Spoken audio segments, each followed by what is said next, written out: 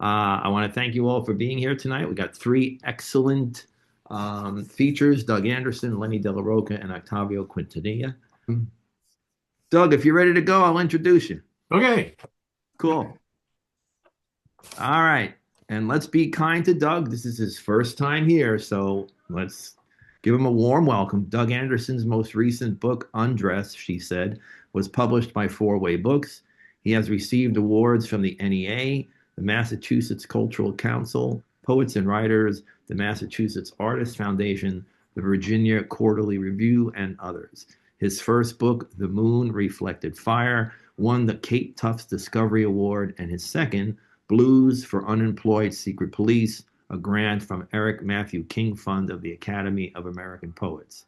His third book, Horse Machine, was published by Barrow Street Press in 2015, and his memoir, Keep Your Head Down, man, is that good advice for these days, was published by WWW Norton in 2009. He has taught in the Pacific University of Oregon and Bennington College MFA programs and Smith and Emerson colleges. He lives in Ashfield, Massachusetts. As I said, a first timer at the Calling All Poets. Let's welcome him warmly, Mr. Doug Anderson. Everybody mute yourselves, please, except Doug, obviously. All right. Happy New Year. Good to be here. All over town. I am aware that at this hour, in houses and apartments all around me, people are stepping into their showers. I make the water hotter as I grow used to it, steam rising around me, soothing me, clearing my nostrils. I reach for the soap and lather myself, wash my scant hair behind my ears, remembering my grandmother long ago scrubbing me as if I were a burnt pot. But I'm gentle now, knowing the hurt places I've gathered. I tune myself to a lover's hands, remember the last woman who was good at it. All over town, people are being tender with themselves in this hour between waking and dressing, before putting on the gang face to go to work, chasing away whatever wisps of dreams might be hanging on. I feel the scars above my eyebrows from fighting, the ridge of my twice broken nose, the side of my face where they dug out the big chunk of cancer, and the long suture marks on my neck where they took the graft to plug it. My throat, a broken cathedral organ of backed up love. My ailing left shoulder, my once proud chest, moving on down to the love handles, to the gut beneath which hide the ribbed muscles, the fading burns on my hands, the pitted flesh from the bullet fragments now mostly covered with tattoo, my shop-worn cock and my balls hanging all day in the dark by themselves, scheming, my disintegrating right knee, torn ligaments of the other leg, down toward the feet, almost crushed now under the weight of a life. For a moment, at this hour perhaps, we are all this way. It makes me sad that we are alone in this holy of holies, grieving the failing flesh beneath which death sits in her carriage, loosely holding the reins.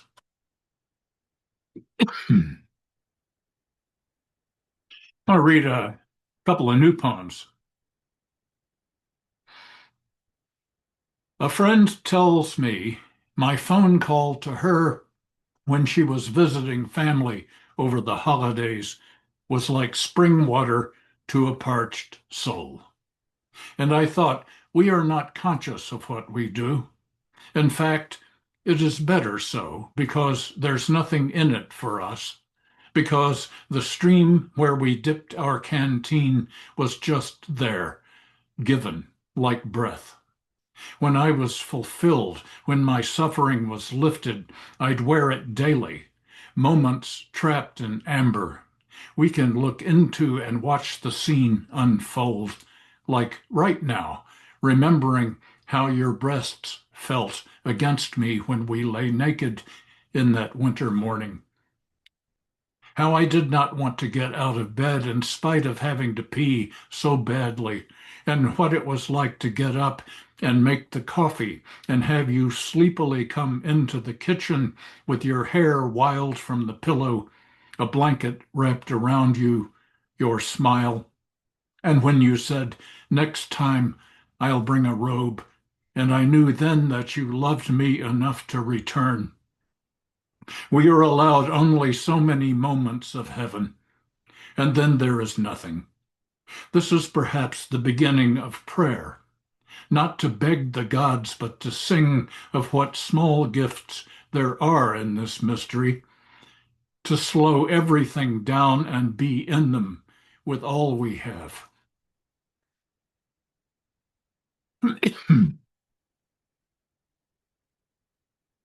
Sappho goes to the dump.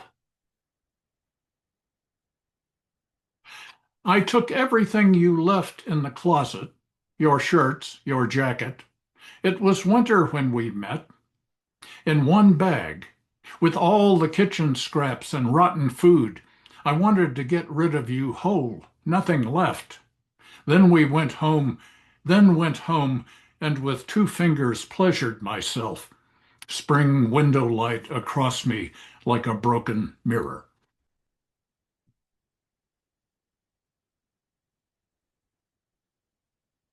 Mare. Can't ride her, can't even put a bridle on her. Breaks a poor kid's arm and knocks another silly. Bring in a guy to train her and she bites him on the head, tears his scalp. Fuck it, he says. One full moon she kicks out of the stall, jiggles the fence latch, and is gone. Find her a year later running with a herd of deer. Don't want her back. Hope she grows horns and a hunter puts a round right through her cold black heart.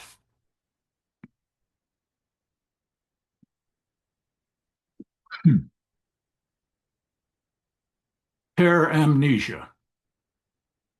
There was no war. We did not kill. Our tanks did not tear up their rice fields.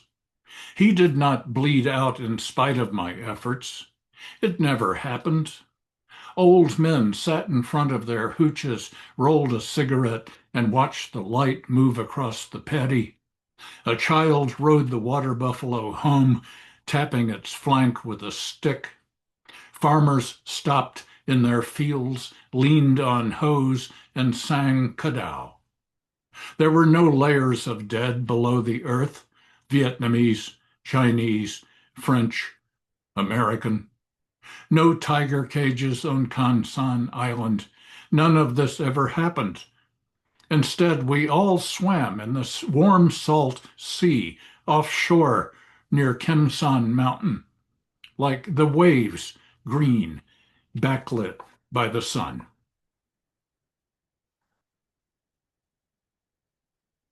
My selected poems will come out in the fall from Saturnalia. And I thought I would read a few poems from some of the other volumes.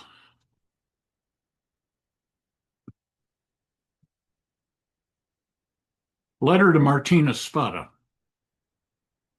Dear Martine, in Nizalco, while Christ waits for Easter in his glass tomb in the cathedral, a single long note is blown on a trumpet in El Parque Central. Los perros flacos forage at the feet of la gente. Los poetas mount the stage in a shower of rose petals thrown by old ladies. The mayor opens his arms wide. In the audience are campesinos, hijitos, shopkeepers, viejos, the town trauma surgeon, and a generous contingent of la policía con pistolas, escopetas y M16s. Solamente el volcán duerme esta noche. Los perros flacos jump into the big blue garbage cans. Martine, you will certainly believe this. Each poeta is introduced with a fireworks rocket. Los perros flacos jump out of the big blue garbage cans. Poetas de Argentina, Taiwan, Guatemala, España, Peru, Nicaragua, France, Costa Rica, Brazil, Venezuela, Chile, y los Estados Unidos open their mouths. Out come pájaros, serpientes y duendes, hombres, mujeres y alquimistas with flasks of ether. Out come revolutionaries in diapers, ambassadors in limousines of obsidian, the Virgin in a Madonna t-shirt, y los indios with flutes made of thigh bones and bombs made of skulls. Out come the dead dictators chained together by ectoplasm, swinging censers that emit the stink of money, priests with rifles, nuns with giant beasts whose names are forgotten, hidden in the musk of their habits. Out come conquistadores on roller skates, moros in black on black motorcycles, Mad Max with tattoos de los Mara Salvatrucha. When Los Poetas have finished, there are more fireworks. They are swarmed by hijitos viejos y otros wanting autographs. Their hands are soft as their hearts. Death does not hide here, but lives among them dressed in white lace with earrings rattling on her skull. Life does not hide here, but steps through irony as if it were a vanishing fog. I, Whoa. in God, when was it? 2010, I went to El Salvador. You know that place Donald Trump is sending people? I went there for a poetry festival, and a goodly amount of what you just heard actually happened. I won't say which is which. Um,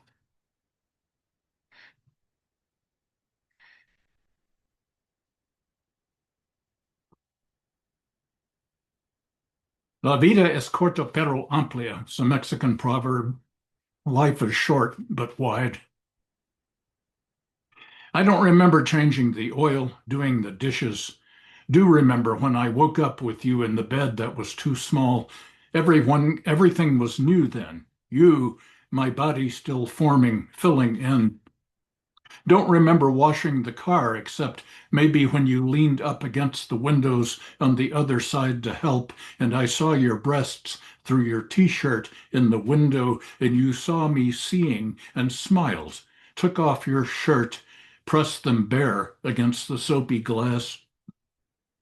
I don't remember standing in line for my physical, but remember the first round that was fired at me, the whisper of it. You can't shoehorn these things into time.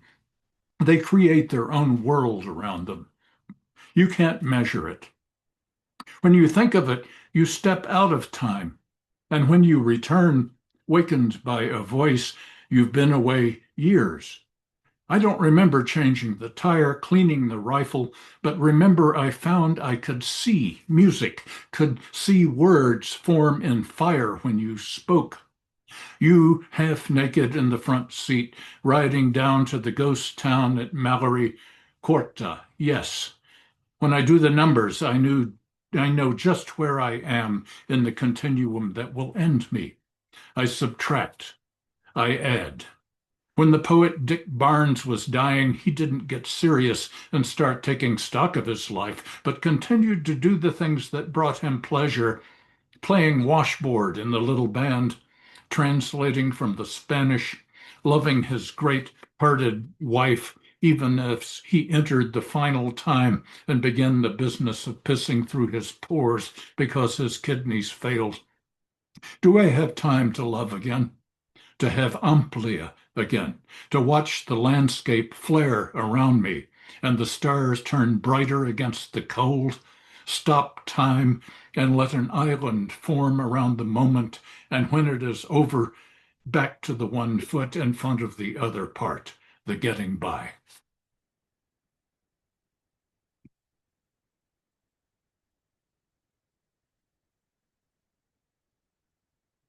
This is from my first book, The Moon Reflected Fire.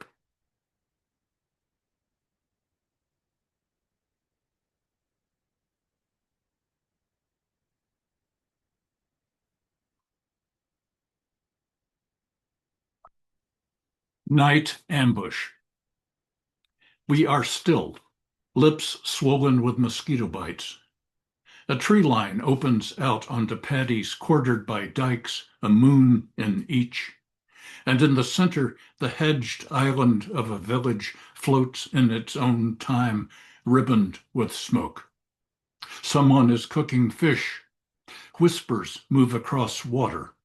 Children and old people. Anyone between is a target. It is so quiet you can hear a safety clicked off all the way on the other side. Things live in my hair. I do not bathe. I have thrown away my underwear. I have forgotten the why of everything. I sense an indifference larger than anything I know. All that will remain of us is rusting metal disappearing in vines. Above the fog that clots the hill ahead, a red tracer arcs and dims. A black snake slides off the paddy dike into the water and makes the moon shiver.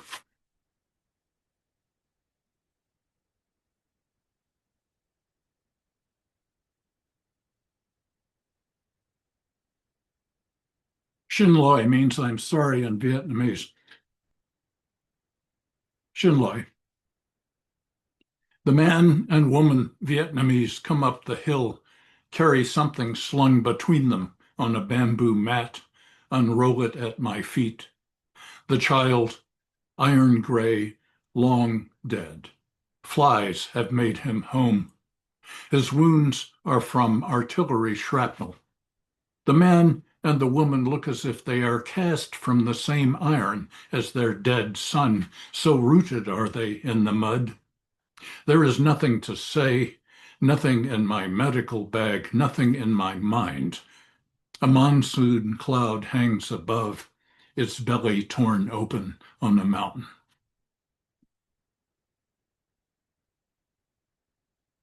I uh, I used to teach the Iliad, and I wondered, everybody is a prince or a son of a prince in the Iliad, and I wondered where the grunts were. So I decided I'd put a few of them in the Iliad. This is one of the poems, A Bar in Argos. They'll tell you it was a wooden horse. I'll tell you it was not. We gutted 20 oxen and slid inside their empty bellies, but for our short swords naked, then were sewn up, delivered to the city gates as an offering of peace, acquiescent to Troy's enduring power. And that night, while the cooks made the fires to roast the beasts with us as stuffing, we cut the rawhide sutures and were borne out of the stink and slime, killing first the cooks, head first in their vats, their legs kicking, then moving through the streets, garroting sentries, dousing their torches in puddles, killing blindly, twice killing our own, catching Trojans in their beds, and Odysseus ecstatic, almost forgetting to open the city gates, the high point of his night, when with a pike he pinned a woman to her bed right through her lover's back. I tell you I was sick, still am. It rots your soul. It's just that anything you think is twisted, Odysseus can give another twist you wouldn't think was there to give. I tell you, the man's a son of a bitch. Wooden horse, fuck me. We were shat out of oxen to win that war.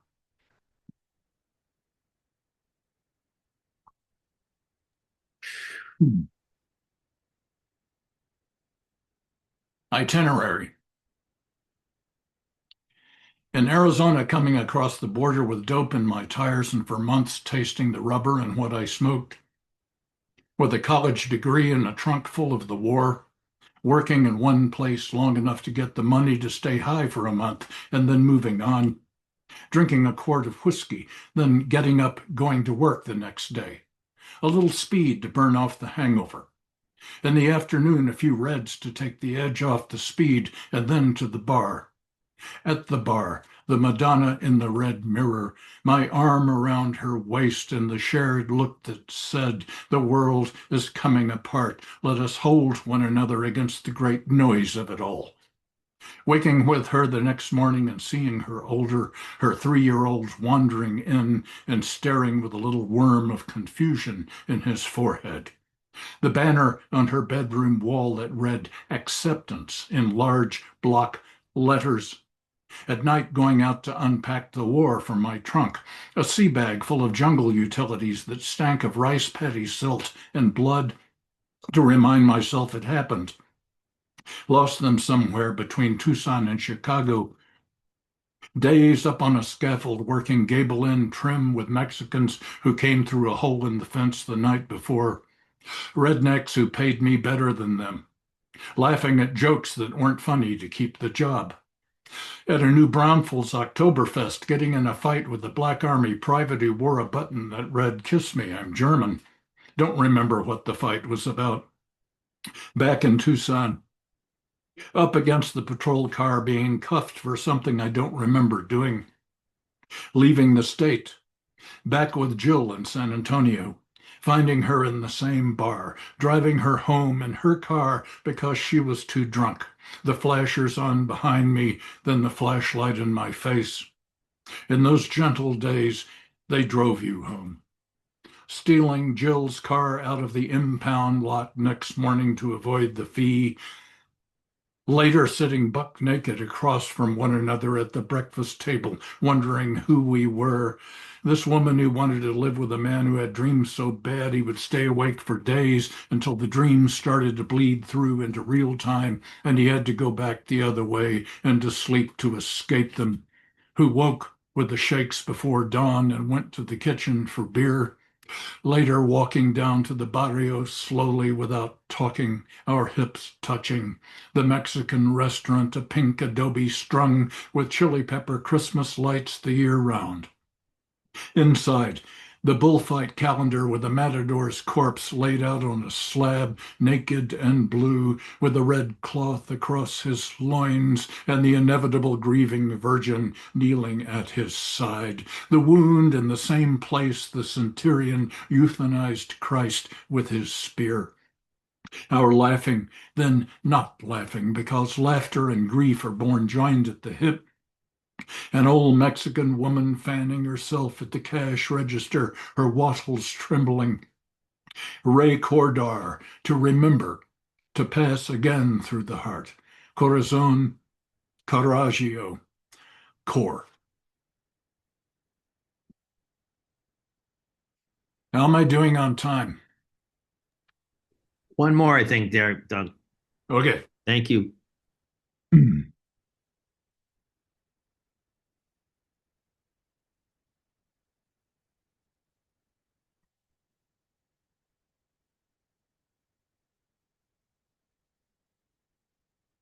Wings. Been so long since I've been loved, even touched, I told her, with no self-pity in my voice, just fact. And she reached over and took my hand in both of hers and felt deftly its several bones and worn gristle that held them in place, as if she were holding a bird that hit a glass door, to feel it come back to life in her hands. Thank you. Man, thank you. Folks, unmute. Let the man know how you feel. Oh, I think it's Dynamite. stunning. Terrific. Thank you. Really powerful, Yeah. Fantastic. overwhelming. Nice work, Doug. Yeah. Really, Doug, thank you. Yeah. That was very gripping, man, and awesome. Thank you so much. You're most And there's any number of quotes that people pulled out while they could and threw them up on chat. So when you have your moments to give a scan, it'll make you smile. okay. Thank you. What struck me is that your poetry is so alive that some poetry is just all up in the mind, But this is like it's almost like a movie because it's so alive and visual. It was stunning. Thank you. Yes, that's right. I agree. Yeah, very good. Thanks, Doug. Thank you very much. Doug Anderson. Yeah. Where am I? Oh, hold on. All right. All right. Our next featured reader is no stranger to us here at CAPS. Lenny Dellarocca's latest collection, Pandemonium, recently won the 2025 Slipstream Chapbook Competition. He's been nominated twice for a pushcart and once for a Best of the Net.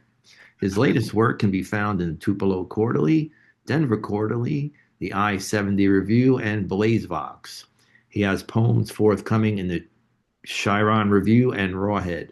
Lenny's poetry has appeared in more than 400 literary journals since 1980, including Folklore Review, Fairy Tale Review, Nimrod, Poet Lore, Seattle Review, Wisconsin Review, Laurel Review, Sundog, Third Wednesday, the Caps Anthology, and Negative Capability. In 2016, Lenny founded South Florida Poetry Journal, where he served as publisher and editor. He is curator and co-editor of Chameleon Chimera, an anthology of Florida poets. His other chapbook, Things I See in the Fire, won the 12th annual Yellow Jacket Chapbook Contest. His other books include Festival of Dangerous Ideas. Lenny was featured on The Poet and the Poem, which was started in 1977 by the poet and playwright Grace Cavalieri. The program was first broadcast from WPFW in Washington, D.C. Cavalieri brought the program to the Library of Congress in 1997. Always a pleasure to bring back our friend, Mr. Lenny Dellarocca. Take it over, buddy. Thank you, Mike. Doug, that was fantastic. It was a really, really great set of poetry. And thank you all for coming, and my old friends and some new friends. Thanks. I'm going to put in the chat where you are required to buy books. This is, I've got my PayPal account here. If anybody, if you're interested. Which I appreciate. Did. Yeah. And so, and of course, it's Pandemonium. I had to get there late. I'm sorry? What was that?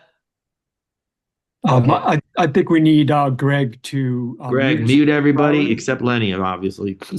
Okay, so this is Pandemonium, one thing, and it's $15. That includes shipping and signed, and then also you get a 2 for 1 low price. I'll include the chapbook that won the Yellow Jacket Prize back a few years ago, and I'm going to start with a couple of poems from Things I See in the Fire, shorter pieces, I think. This is called Runners.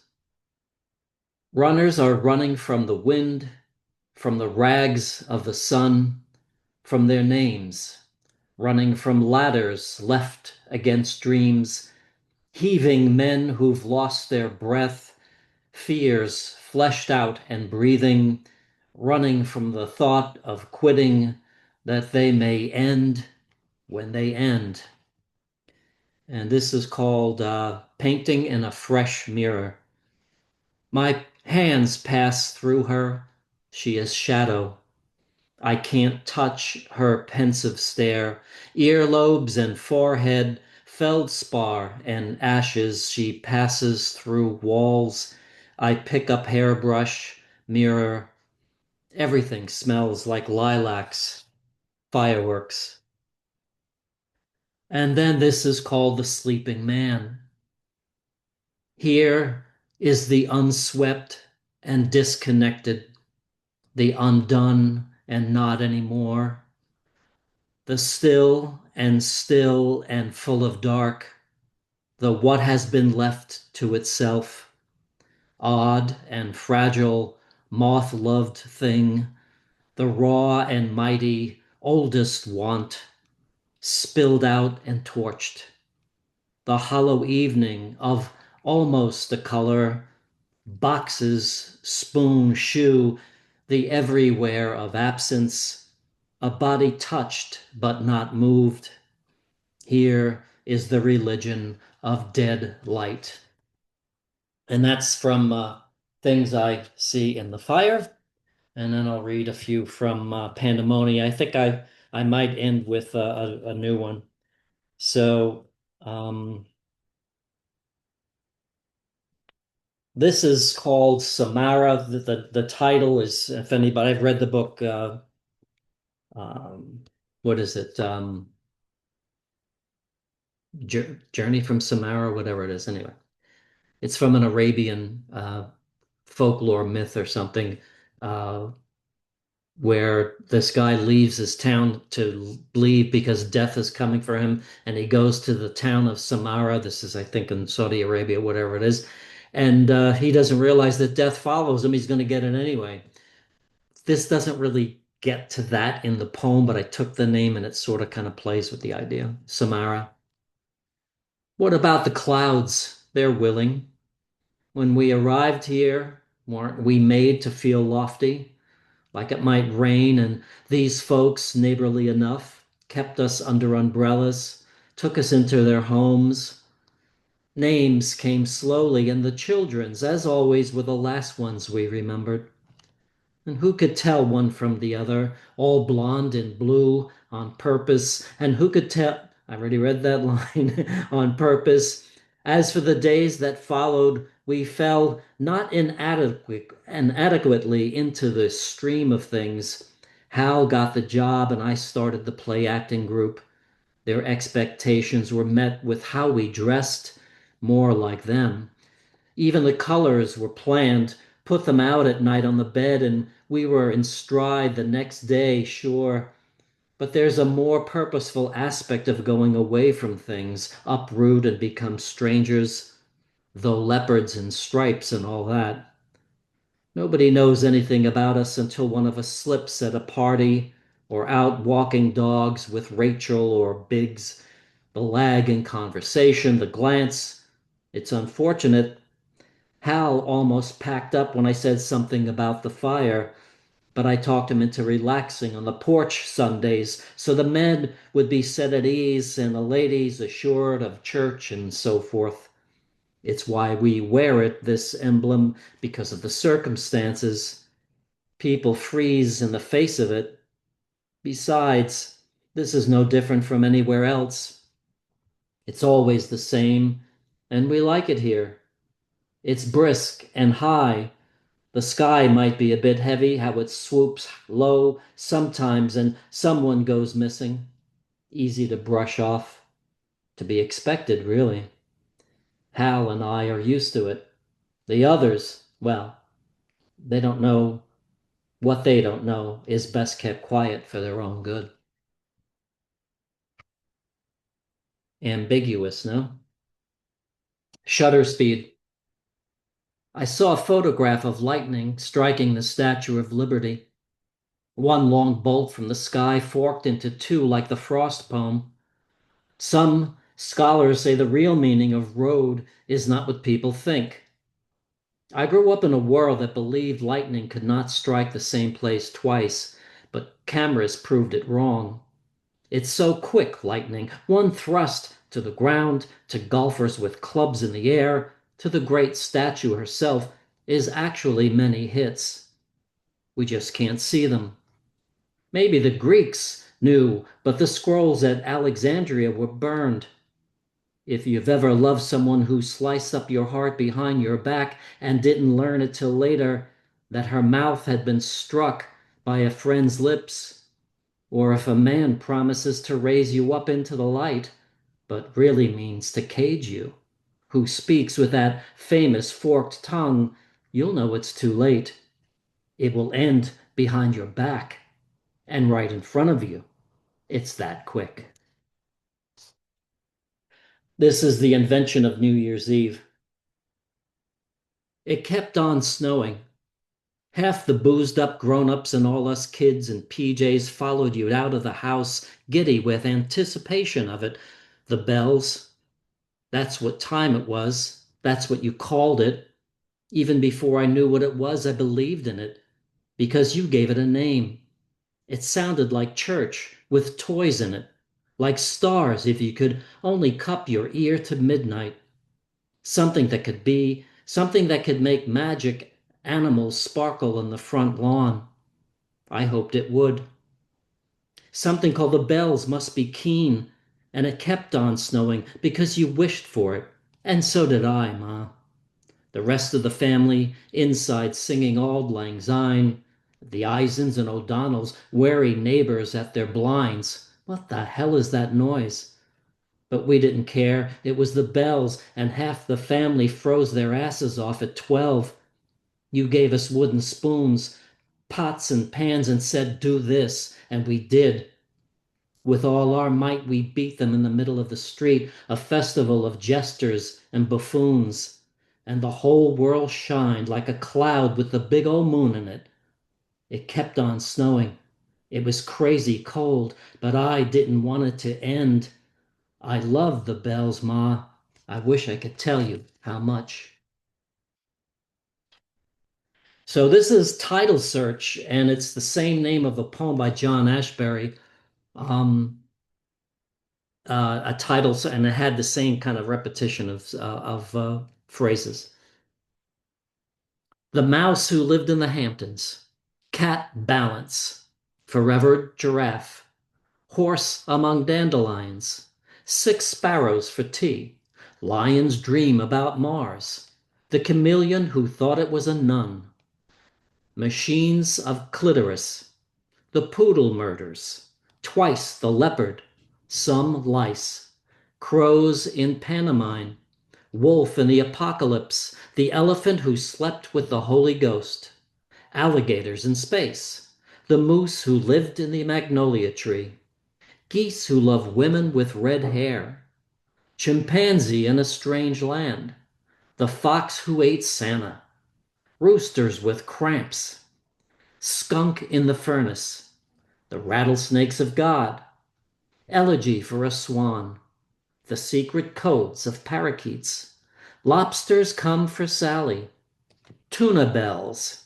magic sheep in the Constitution, fear of rabbits, poetry centipedes, swallow worship, the autobiography of Godzilla. So,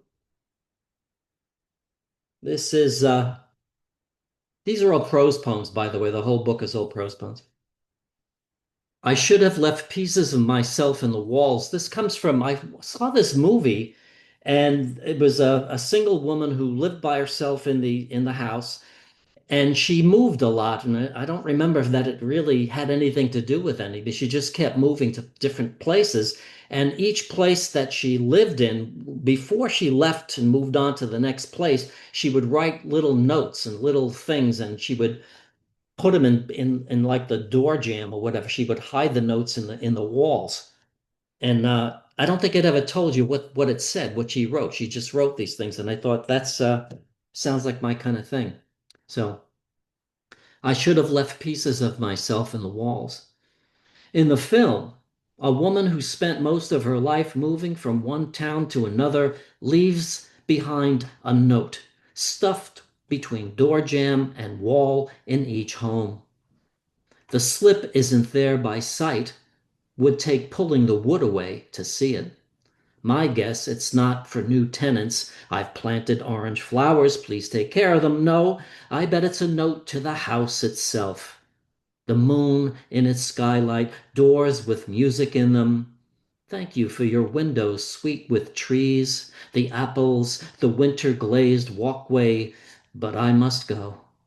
I wish I thought to leave a note in each of the houses I lived in, a line or two from Stranger in a Strange Land, or poetry that came to me from the other side of myself, where some things shine and others scream, or the name of a woman who smelled like cedar, or simply the date a spaceship exploded.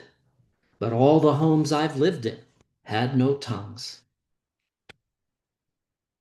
I have no idea on time, Mike. Just take the cane out and grab me. This is crime scenes. I told the detective on the phone you weren't with me that night. I was with a woman with a fake name. Rubbed lipstick between her legs. You were in jail for yanking necklaces from tourists. Okay, I said, I'll take care of your Dalmatian, but it took chunks out of the furniture and peed on my bed. I gave it away to girls in a big yard. To celebrate your parole, I took you out for breakfast. You slapped me across the face because you loved that dog. You, Natalie Wood in your mother's clothes, stolen Motown records shoved down your underwear. It was all a part of your mania. Sometimes you'd cut a vein to watch it sparkle. Marilyn Monroe blowing out birthday candles.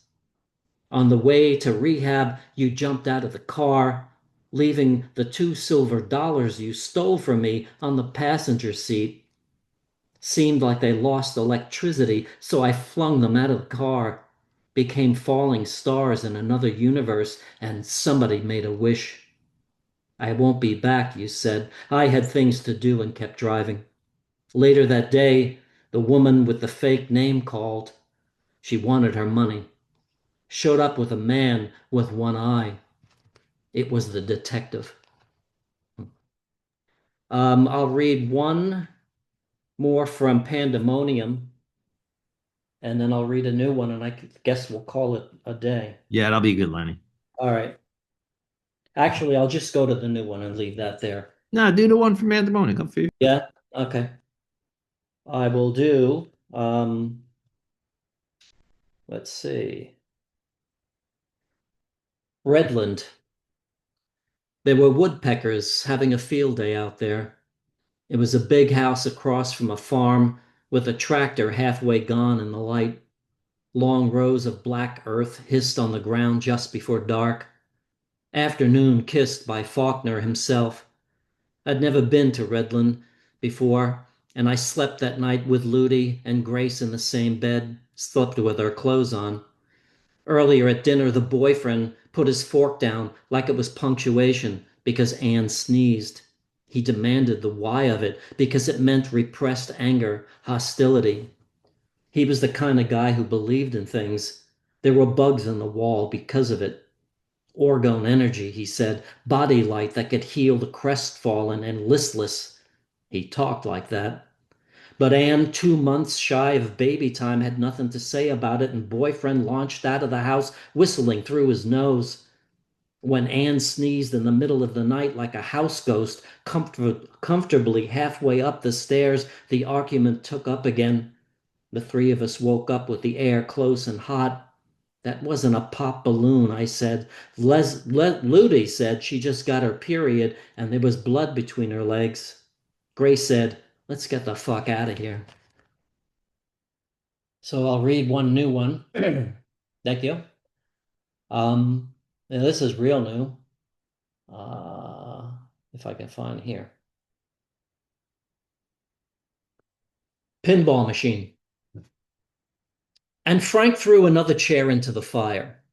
We left the record shop where Phoebe scrawled, please help feed the mutant over the urinal, where I Pity Inanimate Objects played over and over, inducing Jeremy, the regular, to tell us all about Godley and Cream, where suddenly a bullet hole in one of the windows cracked the air. Frank watched Phoebe stretch to stick her finger in the glass belly button, but it was too high. Her other job was at Gerard's Naughty Nighty, where in the back room it was always summer, where she played charades and a mirror for drunk old white guys. Afterward, we went to Debbie's and Brian's van. She made coffee while Frank took out a dime bag. She taught us a game. Put out your hand and shake, she said. I did. She put a bright red cave painting on my face. Burned like a tourist without coppertone. She learned it from a family she lived in with Paris, where she bounced around with her friend's father and slept with him while her mother smoked fancy cigarettes in the dark and watched. It was freezing back at Frank's place. Brian called some of his old friends. We were so high we thought one of them was the good witch from Oz, just out of jail for stealing a poster of Rocky Horror and 3 boxes of Milk Duds from the Glare, where classics run all night until sunup. Another friend looked like a weightlifter in a gold dress. Phoebe showed up in her blue Miata and took him by the hand into a room full of records where he paid her $200 to lay next to him and squeak. But we all cleared out after she threw the shower curtain and Mothers of Invention albums signed by Frank Zappa into the fireplace. The house went up in flames. From outside, it looked like a scene in Mighty Joe Young. Mr. Weightlifter grabbed Phoebe, slung her into his trunk. It was on the news. Maybe she burned up in the house, but no teeth found and all that. Frank ran, spent 2 months searching for an empty house to live in. He quit his job at the record shop, where a letter showed up from Phoebe a year later saying she married Jocko, who wasn't a weightlifter. He was a cop from New Orleans. There was a photo of them smiling, squinting into the sun. On the back it said, "Come out to Phoenix sometime." We hung it on the bulletin board in the break room. Thanks. Woohoo! Lenny, thank you, buddy. I almost died laughing, Lenny. Thank you. Great. Oh, come on. There's a few more nice words for Lenny. Come on, everybody. Hey, Lenny, that book I lent you 30 years ago, I see it on the top shelf. And you ain't getting it back. Ah, Not unless you pay for the shipping. That's about right. Lenny Dellarocca, everybody. Thank you, buddy. thank you, Lenny. Nice work, Lenny. Great, Nice trip, Really Lenny. great. Nice Great trip. voice, great It's a narrative. terrific book, it really is. It's a great book. I'm just finding out that I'm having to hold the damn book further away because I kept, like, my eyes were going blurry. But Mm. Would you like to hold it up one more time? There you go. Yay. It's a wonderful edition. See, at least it's not lost on the shelves up there. Hmm. All right. Octavio, you ready? I'm gonna get us off, okay? I am. Cool. All right. I want to thank Doug and Lenny and bring on Octavio Quintanilla. It is the author of the poetry collection If I Go Missing from Slough Press 2014 and served as the 2018-2020 Poet Laureate of San Antonio, Texas. His poetry, fiction, translations, and photography have appeared or are forthcoming in journals such as Salamander, Rhino, Alaska Quarterly Review, Pilgrimage, Green Mountains Review, Southwestern American Literature, the Texas Observer, Existere, a journal of art and literature, and elsewhere. His frontextos, visual poems, have been published in Poetry, Northwest, Gould Wake Live, Newfound, Chakalala Review, Chair Poetry Evenings, Red Wedge, the Museum of Americana, About Place Journal, the American Journal of Poetry, the Windward Review, Tapestry, Twisted Vine Literary Arts Journal, and the Langdon Review of the Arts in Texas.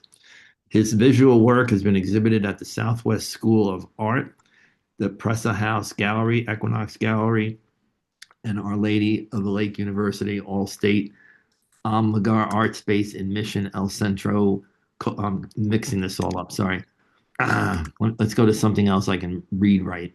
He holds a PhD from the University of North Texas and is the regional editor for Texas Books in Review and poetry editor for the Journal of Latina Critical Feminism and for Voices de la Luna, a quarterly literature and arts magazine. He teaches literature and creative writing in the MA and MFA program at Our Lady of the Lake University in San Antonio, Texas. A returning champion, Going All Poets, Mr. Octavio Quintanilla. Take it away, buddy. Yeah, thank you, Mike. Can all of you hear me all right? Yeah.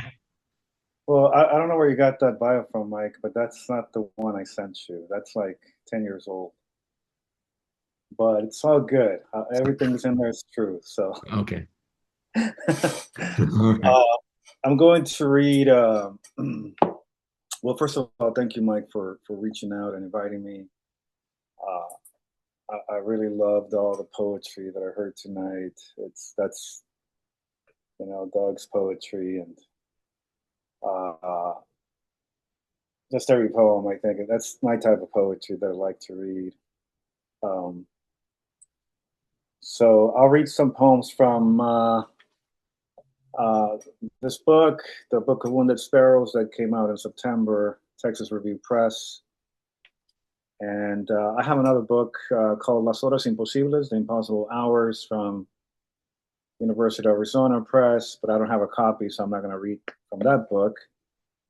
It's a bilingual book in case you like to read, that type of format. I wrote it in Spanish with a translation. So I'm going to read a few poems from this book, but I'm more interested in trying out new poems for here tonight. I've been writing some new poems, not necessarily thinking about a book or anything. I'm just writing poems to see where they take me. And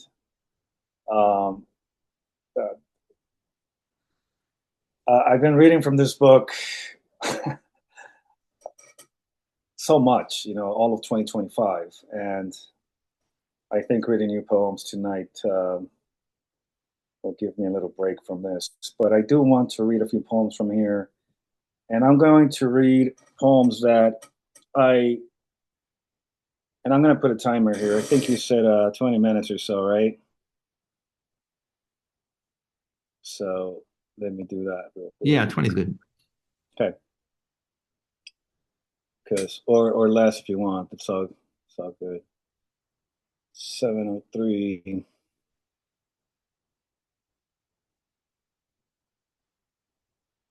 All right, there you go. So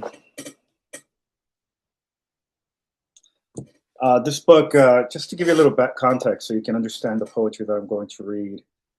The Book of Wounded Sparrows came out in September of 2024. It was longlisted for the National Book Award. It took me about 10 years to write. And it's a book that it's really hard to explain it in one or two sentences in a blurb, because it's a book of poetry, but it's also a book of visual text. And it's also a book that it's almost, I don't know, it's rooted in memoir and in memory. A lot of the poetry, the big narrative here has to do with migration, specifically my own.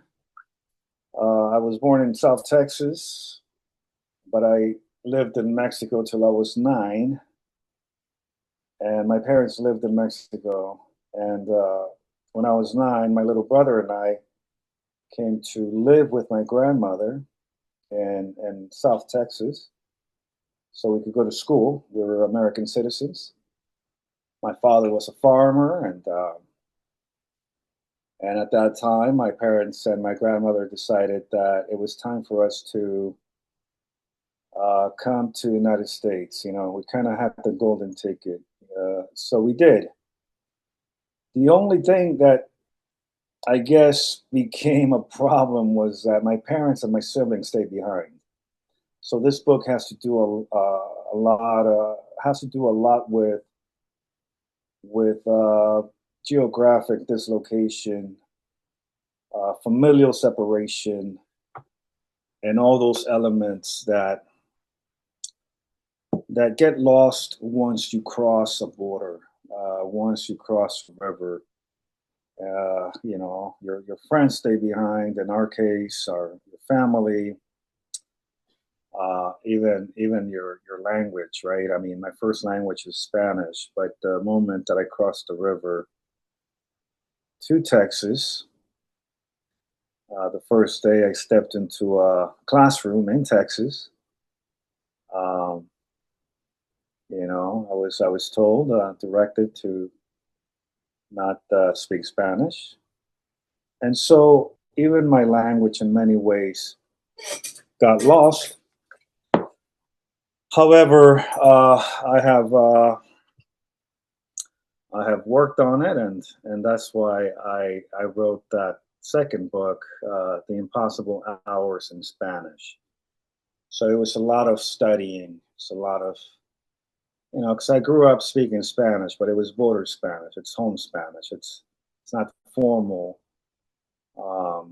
It's not literary Spanish. And so I had to educate myself, and I feel pretty good about it. So I'll read some poems from here, and then I'll read some new poems.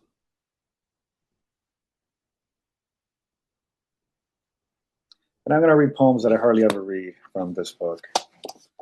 But giving you that context gives you the idea, the emotional context for the poems. This one's called Writing a Poem is Almost Like Climbing a Tree. I am writing, and I am thinking about what I write. I'm trying not to plagiarize myself. My mother said, "What will you do when I'm gone?" I said, "Where are you going?" She didn't answer, but I thought about how I would write this down, how I would mythologize her sentence and mine. I am writing, and I can't help but feel I am rewriting the myth of me. With what letter does your grief begin? Have you named it? Like a pet? Like the trees baptized by the wind?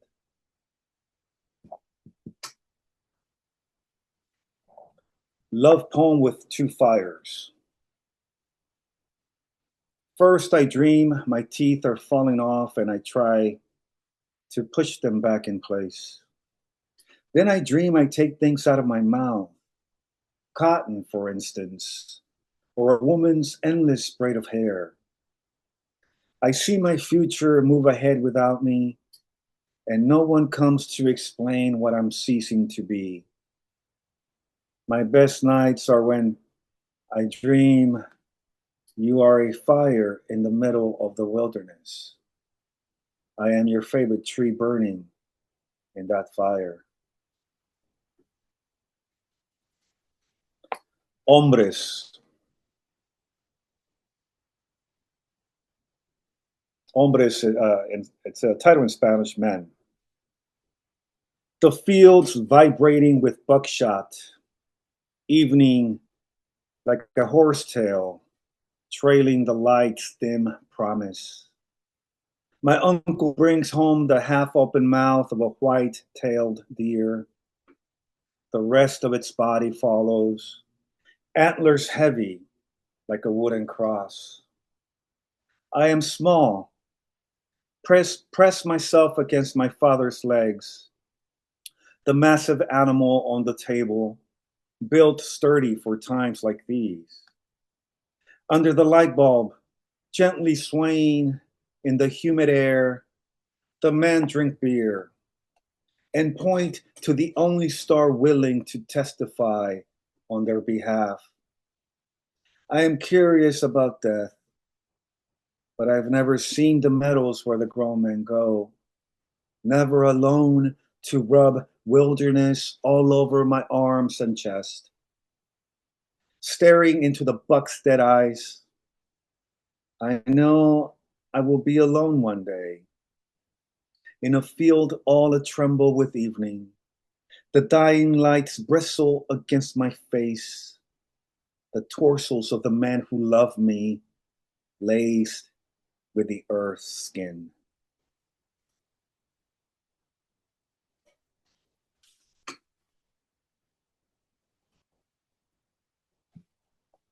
Source. Come, watch this. I slip my hand into its half-open mouth. Enter another life. After our kill, I teach my boy to unfold the rifle into the sheet of paper it is. He'll see the soft jaw it becomes. For now, the stag bears its tongue like a bleeding rag.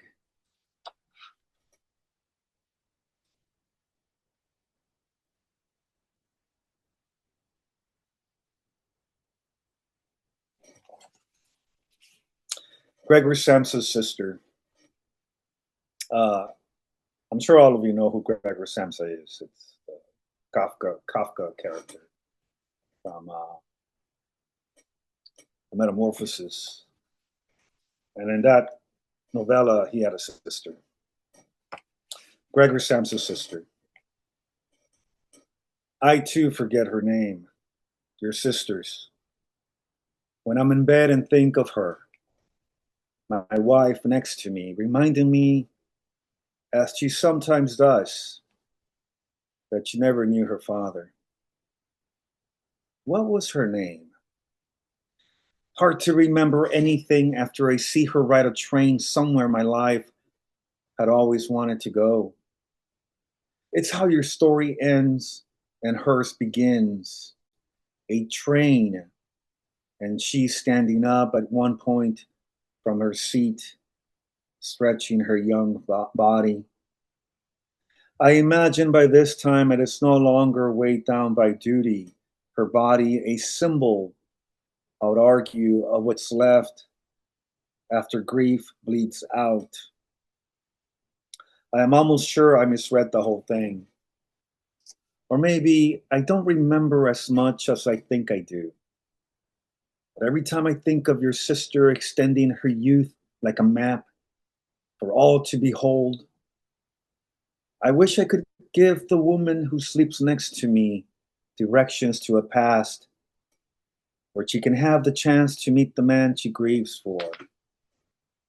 And then to lie in bed for hours till the rain taps the window with its knuckles, wondering if there's someone in the world I've fathered who's unaware of my existence. To discard disquiet like an earring on a stranger's windowsill. To let it be a gift to someone else. But the world rewards so pitifully.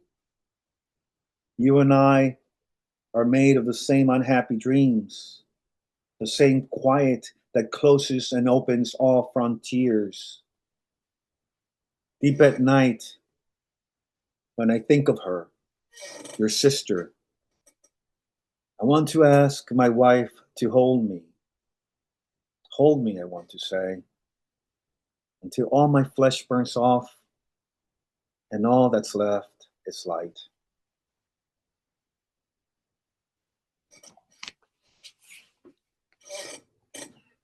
How you all doing? You asleep yet? Oh, We are more than with you. Very awake. This is called You Take a Picture of Your Father. You take a picture of your father with your new cell phone. The last one you take of him. Thin and frail, looking like a praying mantis, as he brings his hand to his mouth with a piece of bread. If he pretends to eat, it is to appease your hunger to see him eat, and not to appease what no longer gnaws his belly, no longer the hollow he knows. It's over, and you know it. Hours all you have now, after wasting years in silence, and you walking the same path as his, to reach this moment where you hold up your heads like dim lamps and face each other. All light now as you search in his eyes for anything that doesn't require words. A doorknob, perhaps, that opens the sky before you. So I'm going to read some new poems here.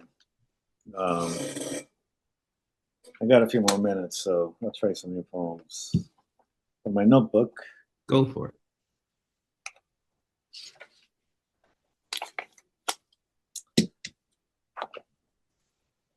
They don't have titles. Burning car tires.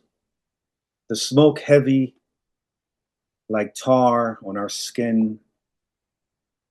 Later, after ditching school and walking for miles to watch Satanist metal bands on Geraldo and help ourselves to your father's last six-pack. Though I knew his anger wouldn't let the world see you the next day. The natural light rushing in through the window, dazzling our senses. Our long hair needing more fire, and the breeze outside sailing to us from a future we could imagine for others but not for ourselves. Wonder now if your eyes retain that softness, like the fur of your pet goat, Lucifer. Wonder if you are out there tonight, brother, still dreaming as I am, to be as pure and bright as the morning's last star.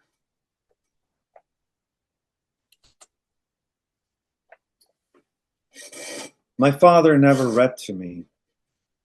When I was a boy, other children would come to school and talk about the books their fathers read to them. I was jealous. Sometimes I would bring home the book meant for us to keep resting on our desk. In his late 60s, my father learned to write his name. Soon after, he was dead.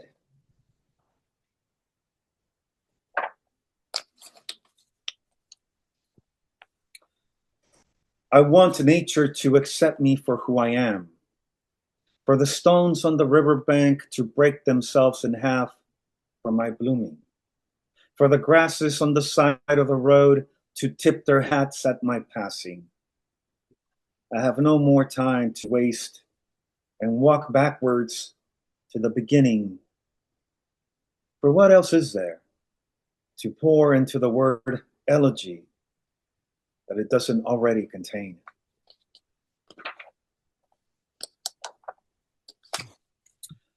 When I drive from one city to another, I think of all that could kill me. This time I didn't fall asleep. I didn't blow out a tire at high speed. This time, the road was so quiet that I thought I heard tree branches breaking their hearts for me.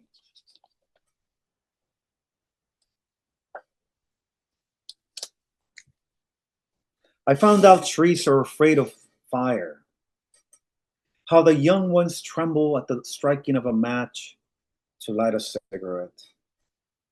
When no one is looking, the trees bow their heads in prayer. The felled ones eventually give up on God and welcome the burning. I smell the fox long before I see it. She paws the ground till it softens like fresh manure. Magpies crown two trees, fondling each other with tenderness. The fox is shy, and I want to call her over, but I can only think how much better off she'll be without human contact.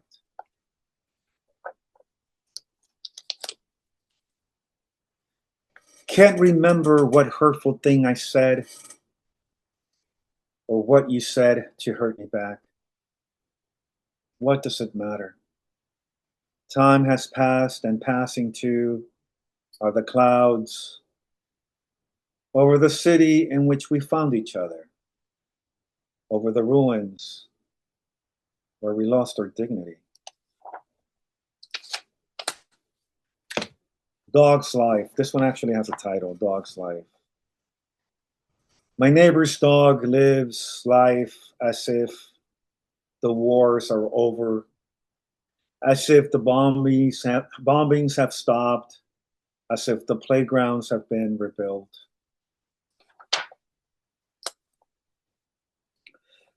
By the end of this poem, nothing significant will happen to me or to you. I will read it and you will listen, and looking at me read, you will wonder how the words look on the page. Wonder about where exactly in my utterance I break the line. I want to earn your trust, as you listen to me trying to get out of my own poem, the one I am reading to you now, and that has not yet reminded you of suffering.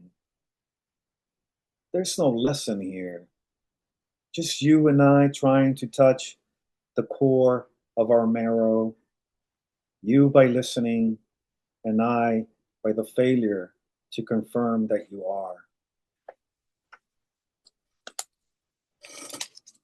When I was born, the wind was born, and sorrow was also born, and I scattered my cries along the open fields. As I got older, only the wind could fence me in, and in this folding, I found no love to shoulder my grief. And I'll end with that. Thank you, my friend. You're welcome, man. That was awesome. Thank you all man. for listening. Everybody unmute yourselves, say a few kind words. Outstanding. Both you guys. Doug, you were superb, bro. And Octavio, wow. Trying to my own poem. Here. Fine lyrics, Octavio, and really original images. Thank you all, and yeah, I love Lenny's work, Doug's, everybody, and I'm looking forward to listen to some of the open mic poets, who are here. I want to say thank you to Octavio, to Lenny, and to Doug. You guys are a great way to kick off 2026. For some reason, I keep forgetting what year we're in. But I want to say that on January 18th, we will be back with Beth S.K. Morris. That's the third Thursday. And on first Friday, February 6th, we have Michael Headed, Josephine Law, and Juan Pablo Mobile will be with us. So if you can join us on those days, please do. If you want to give another hand to our three features, please do. I want to remind the open micers that being that we do have a long list, we're going to one poem apiece, please, everybody. And our first open micer is Tom Nolan. It's called Walk With Me. Walk with me while I tell you of a life well spent. You will see me as no other has, through time, through travel, through experience, through gains and losses.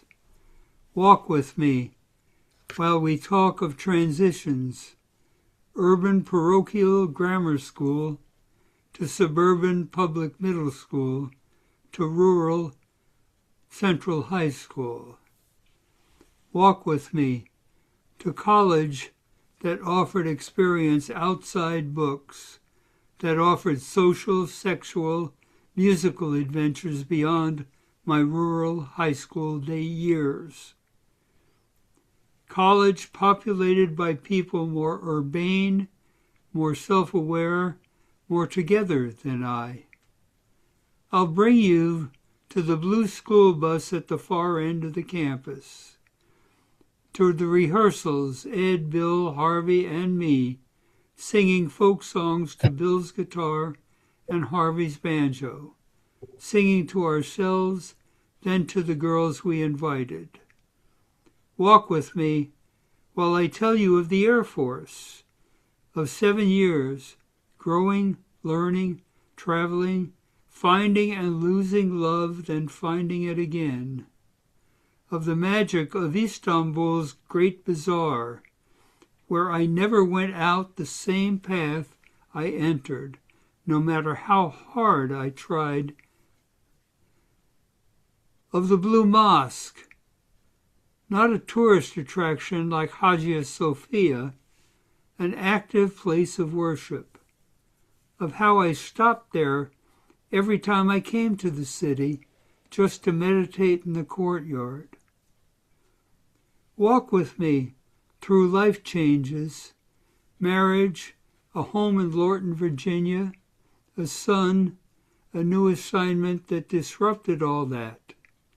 House sold, family moved to my hometown, house rented there, family settled there, a year in Peshawar, Pakistan, building a new site, training the team in analysis, the burden and restriction of being, quote, essential personnel, unquote, for the first 6 months.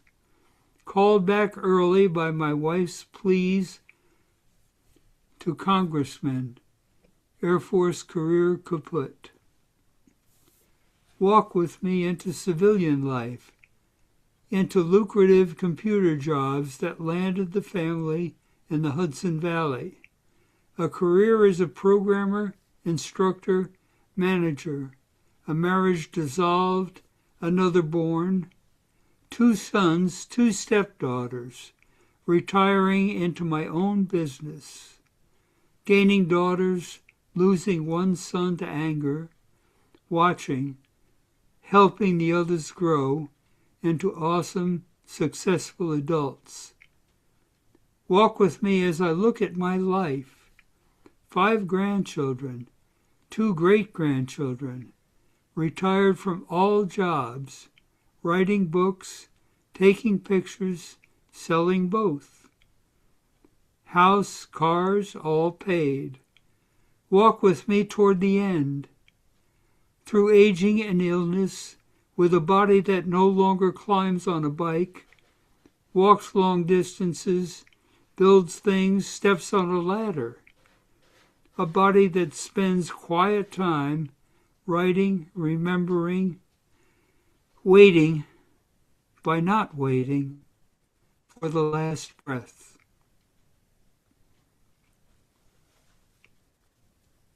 Thanks. Thank you, Tom. Tom Nolan, everybody. Julian, you're next. Okay, thank you. Can you hear me? Oh, no, Julian. Julian. Oh, Julian, not Julie. Okay. You're good. May I share screen, please? I can certainly try. Delays. Good. A poet's life. I did not know the crevices of my cerebrum held secrets of my past. How neatly they were tucked in there, only to be retrieved by the incision of poetry. Hidden traumas tell no tales until tickled by the sickle of metaphor. The camphor of simile, the vermicelli of memory, cooked and strained in the colander of the brain. Pain is rinsed and drained, precipitation slips away through the perforations. What remains, in the end, are the sound and fury and rhythm of things that came and went, the venting of things long held within rising in the sizzle of verse. Vaporous, vigorous, vipers. The radiance of 1,000 streams released in spring, a torrent of thoughts revived, reviewed, reversed in new form. Squiggles on a screen, pixelated pixies, digital dust, invigorated into animation like lightning, striking embryonic stem cells, dividing, differentiating, diversifying in a luscious lust to live. Then the relief and soothing from the bloodletting.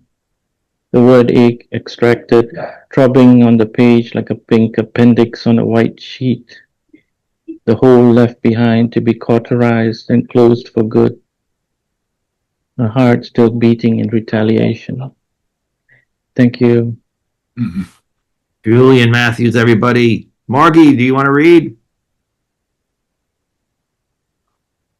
Margie, you're muted, Margie. No, thank you. I'm still recuperating from the holidays. Okay. Tim Brennan. You're up, buddy. Okay. Let me find something.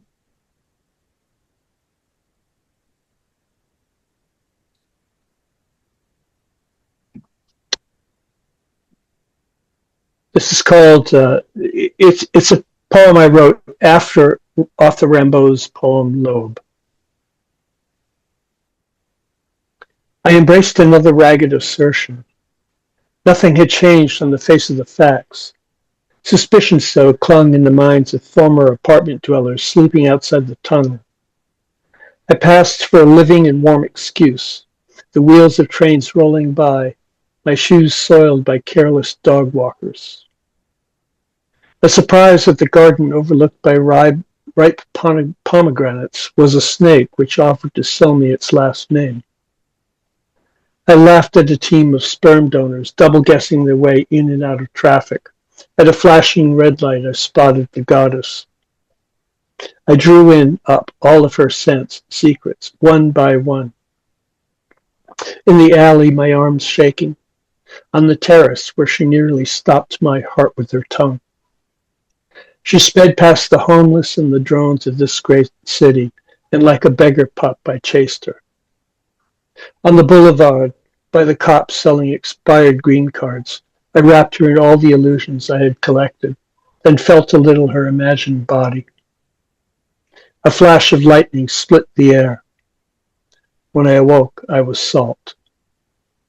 Thanks. Whoa. Nice one, Tim. Thank you. Our next reader is Corbett. You going to read for us? Yes, sir. Go for it. This one's called Gravitational Fields. From each planet I visit, I carry a small memento. Standing before this kaleidoscope collection, I remember you all. How you each offered a token of our touch, of our having breathed an atmosphere shared. This hunk of crystalline sulfur, furious and molten when first we met, now cooled and golden, as matches burnt, laid like combatants, obedient in the dirt. This smooth black basalt fits the crease of my pale palm, your hot still air a balm to my worry. This pockmarked hematite blazes red under the starlight. We traded poetry, your canyons of words, and dozens more rusting each on their shelf like a map of these travels, a network of gravitons, as if we were all connected and slowly being drawn back into each other's intersecting spheres of influence, as if in this Venn diagram of cosmic relation, we were being drawn back steadily, irrevocably, quantumly connected. Thank you. Thank you, Corbett. Where are you calling from? Near Dallas, Texas. Cool. Thank you, buddy. Please join us again when you can. Yes, sir. Our next reader, Stephen Roberts. All right. I have an old one, but a little shorter. Ode to Wile E. Coyote. It was your persistence I admired, if not the execution. The elaborate plots and plans, the crafting of each ruse and subterfuge, the decoys and the ambushes that always backfired and left you with a soot-filled puss and whiskers singed. I understood your obsession. You weren't stalking, you were flirting. How else to get that bird's attention but to drop an anvil on their head as they ran by all dust and tail and wouldn't stop to say hello?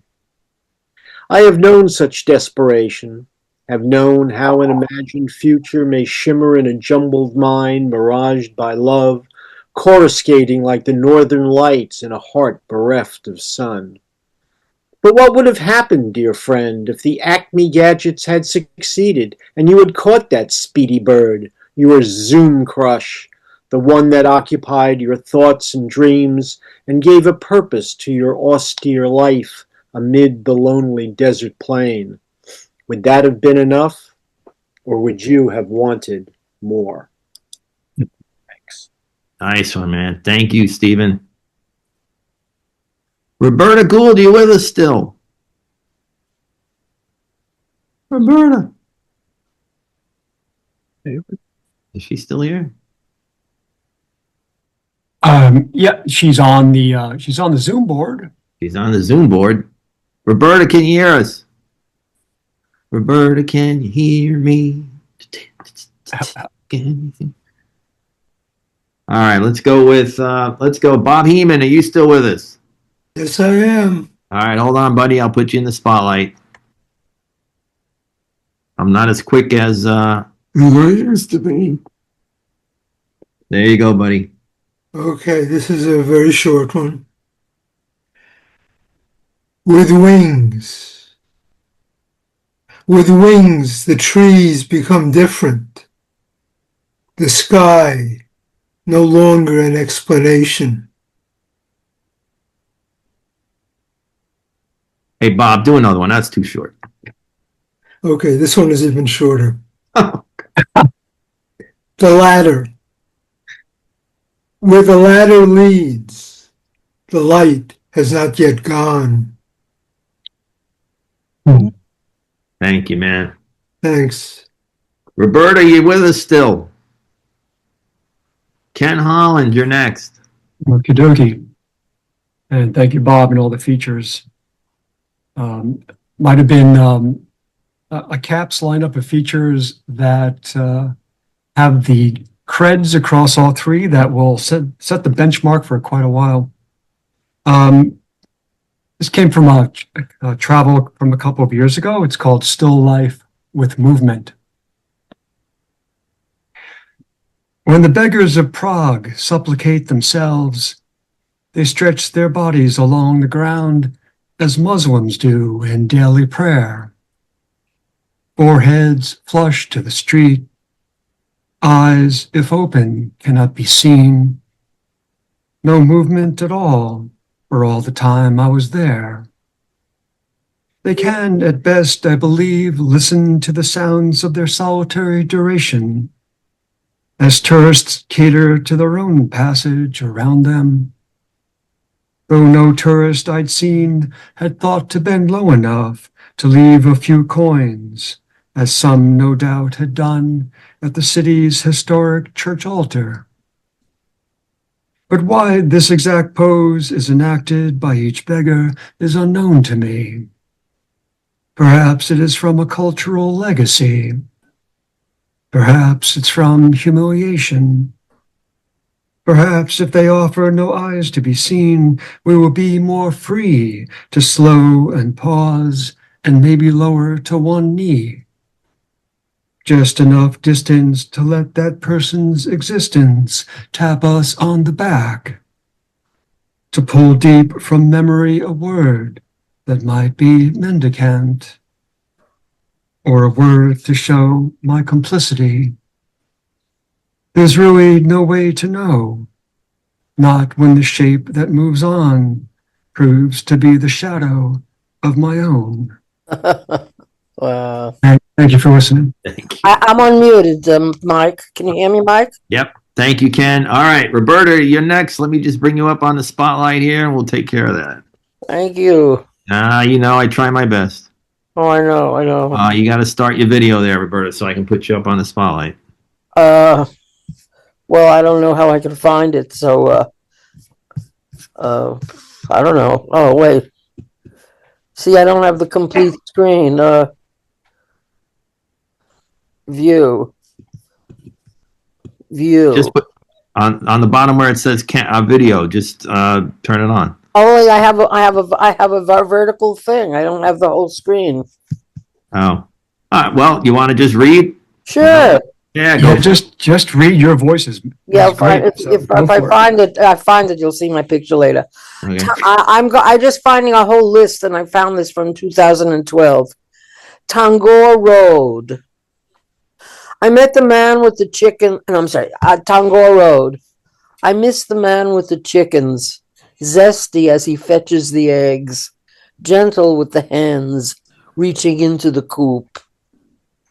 The moon shines on the field, empty of the trailer that stood on land he didn't own, left one day, and was gone. Whenever I pass, I remember and want him back. But he is only a dream I never forgot.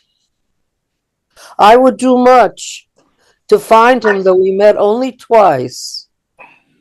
I know life is like this. Seize it. I know life is like this. Seize it. and let go with grace. Beautifully done. Thank you, Roberta. Thank you. John Bartell, you're next. All right. I wrote this one around Thanksgiving. Kind of a response to a headline. Wasn't kind of, it was response to a headline, which, every day it's a shit show. So this is called After the Gold Rush.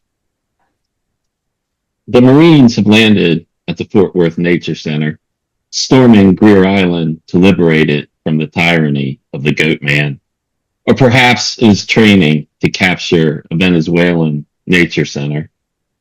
I opted out of the war games, instead taking a meandering walk through a sea of river reeds and winterized lily pads, flushing a trio of hooded mergansers along the way. I don't blame them for taking wing, just as I don't blame the Congresswoman for throwing in the towel. Neil Young dreamed of rescue, taking Mother Nature's silver seed to a new home. Such a dream on this day with ducks on the water. They say we should not look for zebras, but those hooves you hear are not the cavalry.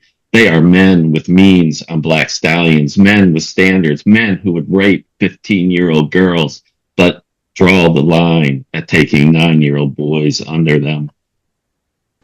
A single wood duck flew overhead as I neared the trail's end, the green sheen on its crest passing by in a moment, a blur of time.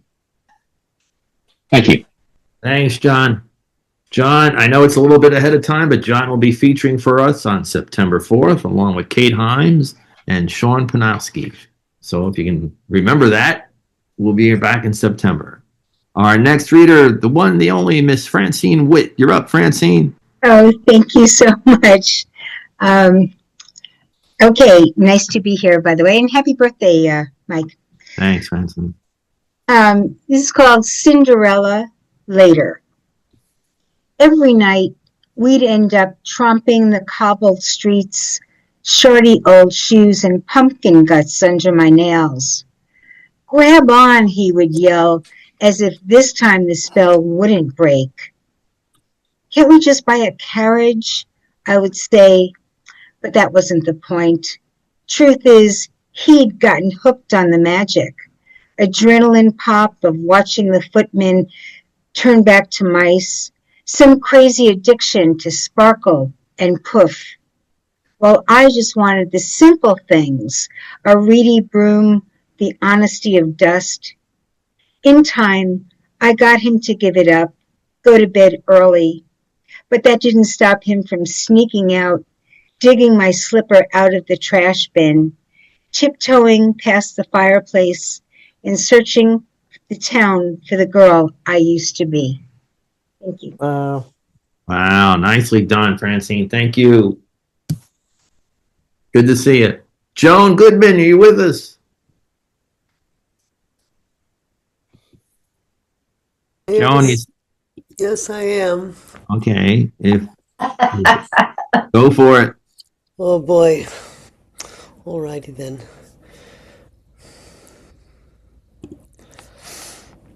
So, boy, I just wanted to say I'm reading this in honor of my mother, who passed away on December 9th, and this, however, was written for my second, my beloved ex,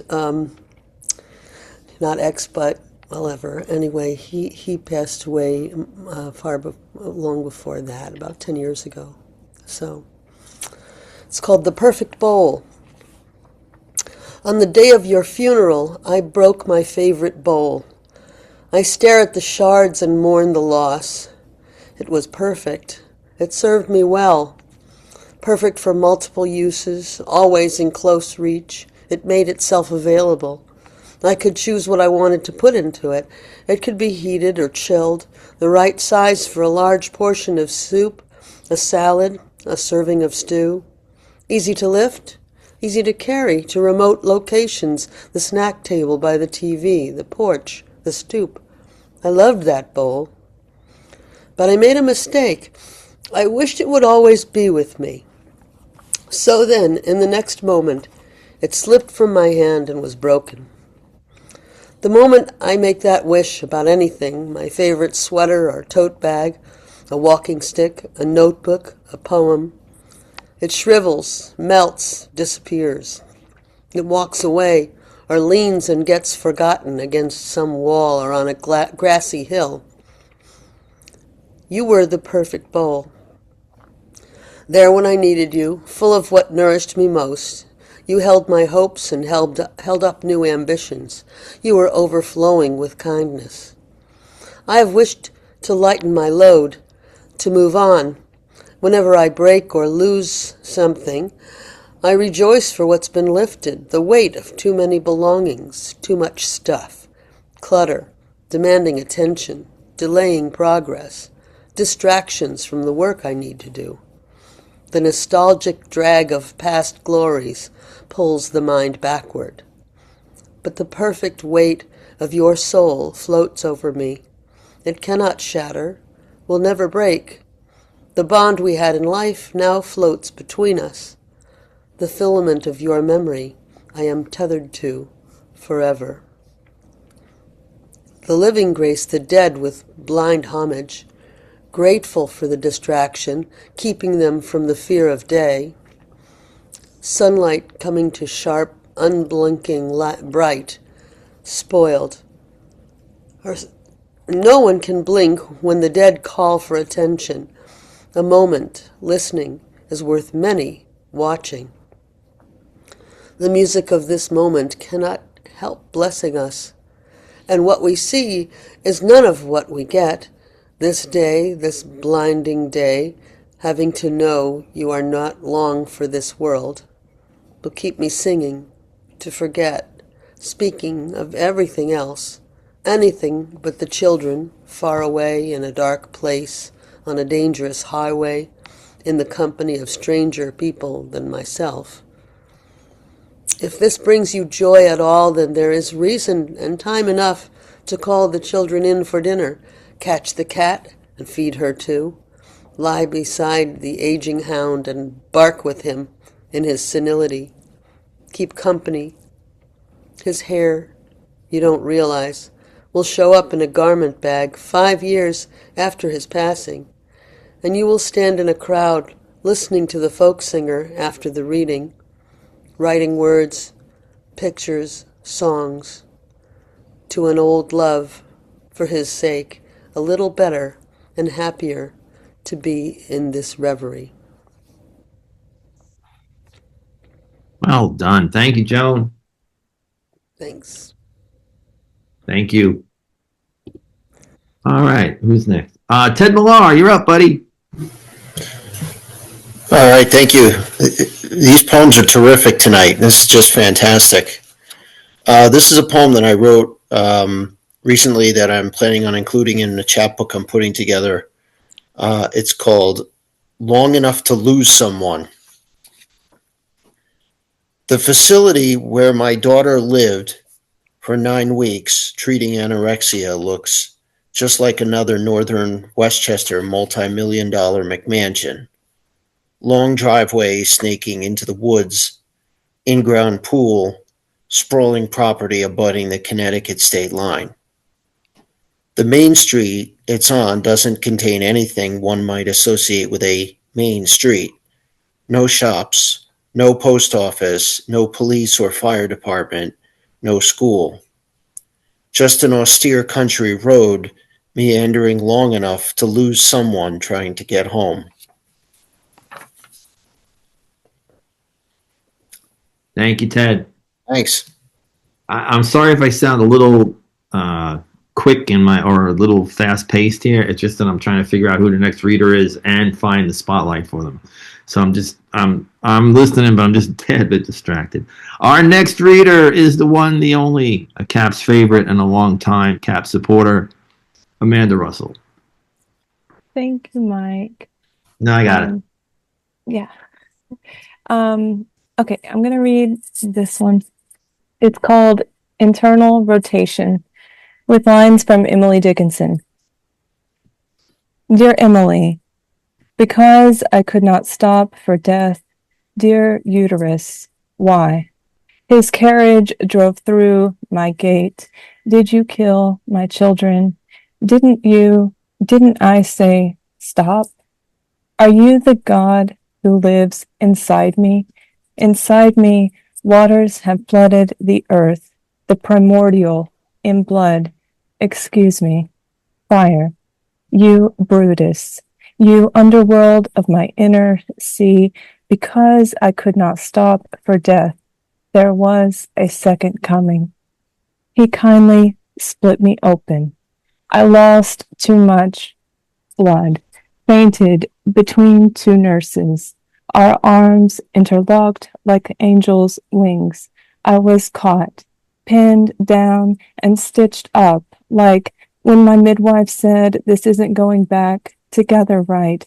This was me. Innermost hallway ripped at the roof, or gashed by a fist in the sheetrock, bedrock. No wonder my son on my bare chest was left with me. As nurses say, we can't give any more lidocaine. No doctors came to help the patient, bleeding on the table. Each hour a candle, burning from the middle.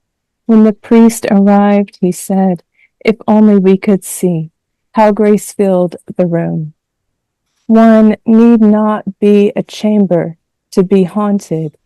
The therapist on YouTube says, talk to what ails you. The brain has corridors surpassing. So I ask the tight muscle, what's in your fist? Afterwards, in the purple room, they were born, and one nurse told the other, you can cut that. Go ahead and cut that, meaning the umbilical cord. There's no, it's okay. Go ahead and cut that. And somebody took the bodies away. I was somewhere else. I must have been everywhere else, because movement is medicine. I press my back into a mat, knees bent, feet planted 16 years apart. With each inhale, I allow my knees to widen. With each exhale, the gates close until they touch. I repeat the internal rotation. If legs were wings, I would be flying in quarter time. No heartbeat, the nurse said under her breath. The cry, a still life. The dead weight of my hips, watercolored into a bridge. Grief on rib cage, love on watch face. Release the jaw and bring one knee to opposite shoulder. To love your busted wheel, waking under what you've been over and over and over. At the scene of the crime, I trace my body in chalk. Trace my timid want in bold green. Trace the green with blue. My husband pours the rest of the chalk on the sidewalk. We take turns laying down, tracing each other and filling in the blanks. I draw a sun. Next to my sun, he draws a bird, and next to the bird, a nest, or perhaps a galaxy large enough to hold any conceivable thing. I suck at drawing, but I have filled his chest with leaves, his arms with his face with the face of a sunflower. He made my arms into wings. All that's left now is to relearn to fly. The red tide rises with each new moon, with any moon at all, just the fullest moon, or just a half-truth of a man, half-turned or guarding the door, because what happens inside is a lonely work. From my lowest heart, the future past, unmusical seed, unbearable children. I stand at the driveway, waving at strangers. Thank you. Holy. That was awesome. And that's saying the least. That was amazing. Thank you, Amanda. Yeah, I think we're all catching our breath on that. That was unreal. Thank you, dear. Unforgettable, Amanda. Man, how do you even go to the next open micer after that one? Ron Bremer, Stephen Schwei, are you with us still? Yes, I am. All right, hold on there, buddy. I'll make it. There you go. Well, I'm sharing screen. That is tough to follow. Okay. This is a Shakespearean sonnet. Our fate. My home is this lagoon. I like it here, but I'm confined, pond-locked, ready to explore. I waddle the shore to extend my sphere, hoping for excitement, adventures, and more. On my first excursion, Fox came out to hunt, licking his chops upon seeing chubby duck. Along came Bear Cub, who started to grunt. Off ran Fox, disappointed with his luck. I frolicked with Bear, grew madly in love, asked if he might feel the same about me. He rubbed my down and looked sadly from above, saying this is one of nature's vagaries. We can adore each other, play all day, but consummating our love, just no way. Thank you. Thank you, Stephen. Ron Bremer, you still with us? Ron, you still with us? Ron Bremer, going once, going twice, going 3 times. Julie Lomoe, you're next. Let me get you up here. Hold on a second. Okay. Julie, hold on. I'm going to pull you up here. Julie, there she is. I see her. Look how good I'm looking. I'm here. There you are. Okay. And this is kind of a prose poem, but it's about what happened 1 week ago tonight, the day after Christmas. May make people nostalgic for the Northeast. The day after Christmas, serious snowfall started, soon after darkness fell, precisely as the TV weather gurus had warned us all week long. Heading homeward from the matinee of Song Sung Blue at the Regal Multiplex, I saw the flashing highway signs. Winter storm warning, avoid unnecessary travel. My spouse and I debated, dare we brave the drive to the music hall in Troy to hear the Paul Winter concert? As we rushed off the car and headed off, the snow was deep, the road unplowed. Surely it would worsen as the night wore on. Should we turn back? My husband steered the rusty black Kia, and I let him make the call. When I told him I'd sprung for $70 per ticket, he was shocked, but loath to throw away the money. We decided to forge ahead. The concert was lovely. Near the climax, the hall went dark.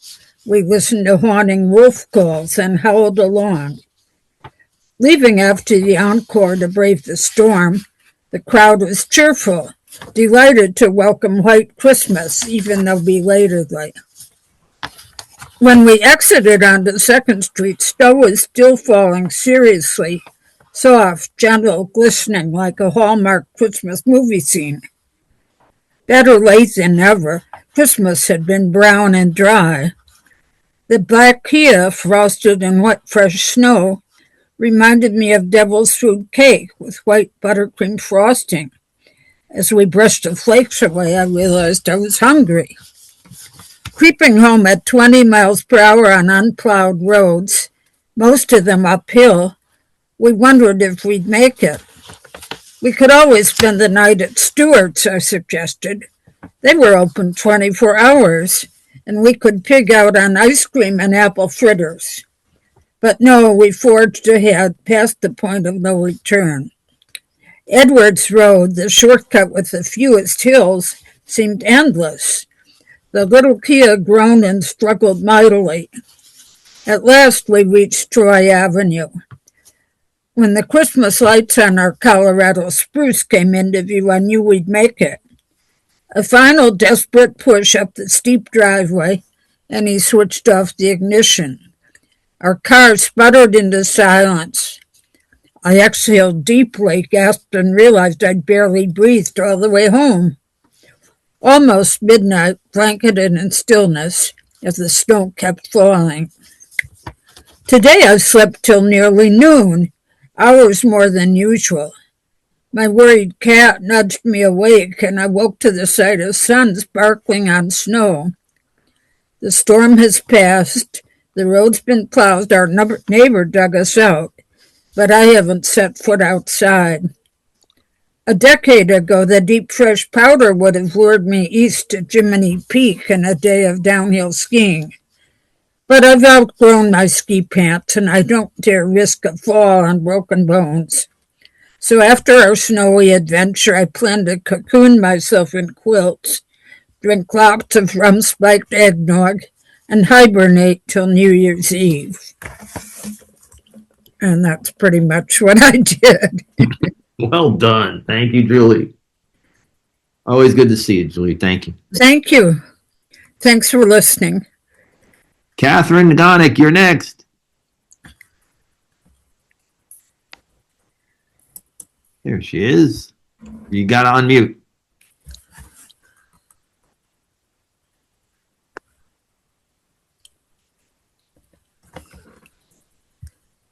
Catherine, you got to unmute.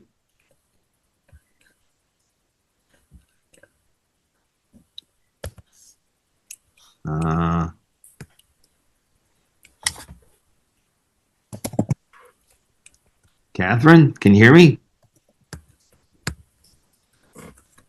I think we're having a little bit of a problem. Jude, would you like to read? We'll come back to Catherine. I unmuted. Oh, there you go. Okay, go for it. Okay. I'm just recovering from a spine surgery, so it's Oh, God. a miracle I'm here at all. I've really enjoyed it, but I didn't prepare anything. Oh, okay. So, happy birthday. Thank you, dear. Okay. Happy New Year. Thank you. Jude, would you like to read? He just disappeared. Deborah Di Nicola, did you want to read? I think she's She gone. had said no earlier, but I think she's gone. I think she's gone too. I think that leaves nobody but me. Oh man, you guys are stuck with me as the last reader. Woo, woo, woo, woo. I want to thank Octavio. I want to thank Lenny and Doug. I want to thank the open micers. You guys made the very first caps of 2026. The amazing thing that it is. By the end of the weekend, the video will be up online, both on Facebook and on our YouTube page. So if you'd like to check it out, please do. I want to remind everybody that we will be back on January 18th with the wonderful Beth S.K. Morris. And then first Friday will be February 6th with Michael Hettich, Josephine Lohr, and Juan Pablo Mobile. And I'm going to read this one. I've been, as some folks know, I've been going through the slush piles that we all keep and really burning through it and trying to figure out some of the better images and phrases and ideas. And this is one, even though it's new, even though its concept it's new, some of the lines are probably 30 years old, if not older. And this is called Bunkers and Lawns. Some oak leaves land loudly and the others all go shh. They'll hear you and blow us all away. They warn of the toady yes men with their bunkers and lawns on every street and every town and council, beseeching you for donations, who forever shake the tree until the forest falls down, then drag you to where the earth will hold, or so they'd like to believe. They got machines for everything. Shred, tear, mulch, emulsify with a vengeance. And somehow these people, yeah, they call themselves people. Imagine that. Caught amid grace and rubble, think they hold all the cards. But the game changed some time ago. I want to thank you all again. Hey, Mike. Yes, I know I'm not there. Well, no, you're here. I'm here just now. before you get into the outro of the outro, Meg Heffernan was hoping to do an open mic as well. So it would be nice to. Meg, did you want to? Oh, I just wrote in the comments, is it too late for me to sign up? But it's No. It's never too late. Please let me find you and go for it. Hold on a second. Oh my gosh. Okay. I don't want automatic capital of the first word of a sentence. Okay, we'll remember that. Thanks, Roberta. Go ahead, Meg. Okay. It's just one poem, but it has 3 parts, but it's pretty short. Go for it. It's called As Above, So Below. 1. Finite is the life. February is fabulous, though fevered and forlorn. Forensically speaking, February is sundowning, having been moved to the memory care wing where the doors lock behind you. Florida. Outside are ibises and snowy egrets. Manatees bump gently in the shallow waters near rivers and power plants. There are manatees among us, you know. My uncle is one. He swum slowly through his life, hurting no one, bowing to his maker. You fucking shithouse. Away from danger when it came too close. He swam down south. Fuck off! To his father in his dotage.